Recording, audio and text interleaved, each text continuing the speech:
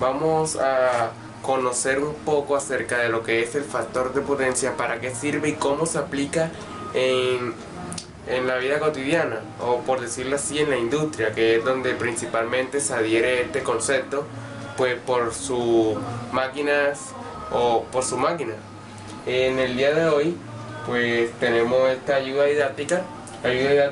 Aquí podemos observar cómo se adhiere a la industria lo que queremos dar a decir con el factor de potencia.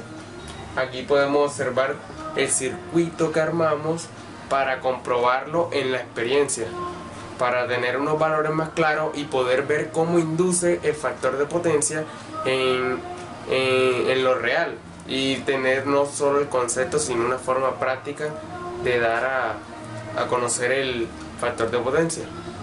Y por último, aquí tenemos los valores obtenidos, que posteriormente vamos a compararlos y ver en qué consiste, pues de una forma, como ya dijimos, más centrada y fija, nuestro factor de potencia. El factor de potencia se define como la relación entre la potencia activa usada en un sistema y la potencia aparente que se obtiene de la línea de alimentación. Todos los equipos electromecánicos que están constituidos por derivados o bobinas, tales como motores y transformadores, necesitan la denominada corriente reactiva para establecer campos magnéticos necesarios para su operación. Cabe resaltar que el factor de potencia es la relación que existe entre la potencia activa y la potencia aparente. Que la potencia aparente vendría siendo como una potencia imaginaria que pues nos ayudará a tener un control en la potencia. Para producir un trabajo, las cargas eléctricas requieren de un cierto consumo de energía. Cuando este consumo en su mayoría es energía reactiva, el valor del ángulo se incrementa y disminuye el factor de potencia. Bueno, para tener un concepto más claro, buscamos otros significados, otros conceptos para que se adhieren a lo que es el factor de potencia y se expresa de una mejor manera. La reactancia, que puede ser de dos tipos, inductiva y capacitiva. La reactancia inductiva tiene la característica de retrasar la onda de corriente con respecto a la tensión, debido a que la inductancia es la propiedad eléctrica de almacenar corriente en un campo eléctrico que se opone a cualquier cambio de corriente. La reactancia capacitiva tiene la característica de adelantar la corriente con respecto a la tensión, debido a que la capacitancia es la propiedad eléctrica que permite almacenar energía por medio de un campo electrostático y de liberar esta energía posteriormente. Como ya podemos, y su nombre lo indica, capacitiva viene de capacitores, y los capacitores lo que hacen es guardar una cierta cantidad de energía para posteriormente brindárselo a otro elemento que lo necesite de una forma más regulada y estructurada, para que haya un mejor flujo de energía y pues nuestro circuito máquina funcione de una mejor manera. Otro concepto demasiado importante es desfase. El tipo de carga eléctrica determina en un circuito la impedancia y la posición de la onda de la corriente respecto a la onda de la tensión. Esto lo podemos observar básicamente en el osciloscopio, porque en el osciloscopio, al agregar dos tipos de corriente, podemos observar cómo una varía de acuerdo a la otra. Ya les explicaré esto pues de acuerdo a la experiencia que hicimos. Bueno, la experiencia que hicimos básicamente fue para comprobar y tener unos valores más claros y exactos sobre el factor de potencia, y poder observar en cómo cambia. Bueno, para esto utilizamos el circuito que se encuentra en esta imagen. Básicamente utilizamos un generador AF con 1.9 kHz o 1900 Hz, como ustedes lo quieran llamar. Utilizamos varias resistencias. Pues RS funciona como una manera de medir la energía.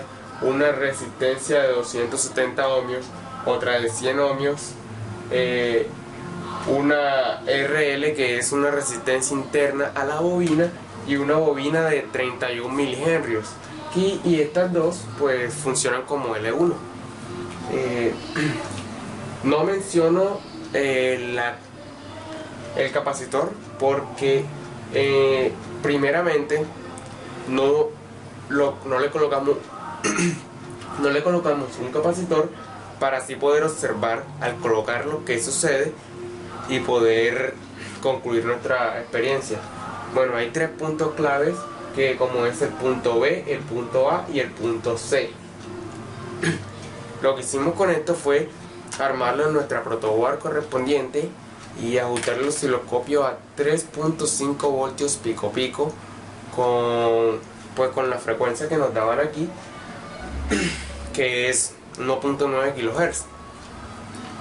Posteriormente a esto medimos el voltaje total, que podemos observarlo en esta tabla de acá abajo, que el total que se mide acá en este punto.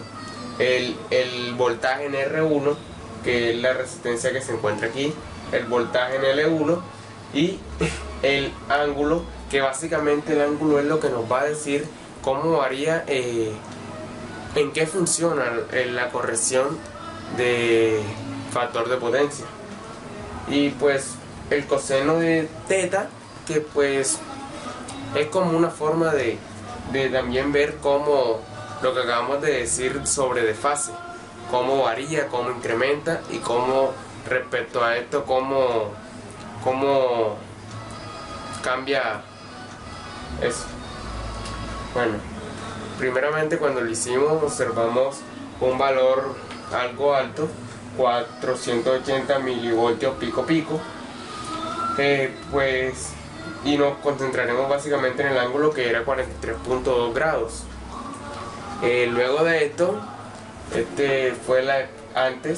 luego de esto agregamos el capacitor que se encuentra aquí entre los puntos A y B. Para reducir el factor de potencia de un circuito se instala en paralelo con la impedancia de carga otra impedancia cuya componente reactiva sea aproximadamente igual y opuesta a la impedancia presentada por el circuito receptor. Entonces, al agregar el capacitor, que por cierto es de 0.1 nanofaradio, pudimos observar cómo nuestros valores medidos en los mismos puntos varían de una forma considerable, haciendo nuestra experiencia un poco más concreta y unos valores más fijos a lo que es la realidad de la industria. Entonces podemos observar un valor total y miren cómo varía de 480 milivoltios pico pico a 380 milivoltios pico pico, y pues posteriormente en su voltaje R1, L1 no es mucho la diferencia, pero como lo habíamos enfocado, como habíamos dicho que nos íbamos a enfocar en el ángulo teta, por decirlo así, pues observamos cómo varía de 43.2 a 7.2. Entonces vemos cómo varía y podemos concluir que el factor de potencia es muy importante, ya que gracias a la capacitancia, en este caso, nuestro circuito maneja la corriente de una mejor manera, para así tener unos valores más exactos con exactitud, y poder manejar o tener un equilibrio entre lo que buscamos hacer. Y pues para agregarlo aquí en nuestra vida diaria, tenemos en la figura 1 un motor de inducción sin compensación, y podemos observar aquí como la corriente efectiva, la corriente total en la línea y la corriente reactiva. Y acá el motor de inducción, factor de potencia corregido. Vemos como al agregar un capacitor pues se hace estable un flujo de corriente, haciendo que nuestra máquina funcione de una manera mejor y pues más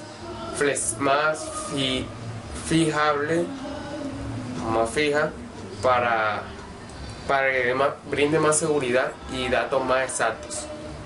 Bueno, con esto le agradecemos la bibliografía al libro Dorf, que pues nos proporcionó información muy valiosa, y pues al laboratorio, puesto que pudimos realizar la experiencia armando un circuito utilizando el osciloscopio para así poder concluir nuestro enunciado y poder tener una idea clara de lo que es el factor de potencia y la corrección del factor de potencia, obviamente. Pues con esto se plantean los objetivos el objetivo de medir antes y el objetivo de medir después, para sacar una conclusión de cómo varía de acuerdo cuando se le agrega una capacitancia, que básicamente es la corrección del factor de potencia, que como lo habíamos explicado, el capacitor almacena una cierta cantidad de energía para así cuando el otro elemento que lo necesite, él la brinde y pueda haber un control, un equilibrio y una forma más clara de medir el voltaje, ya sea en el circuito. Bueno, gracias, espero que les haya gustado y pues pongan en práctica lo aprendido hoy. Gracias.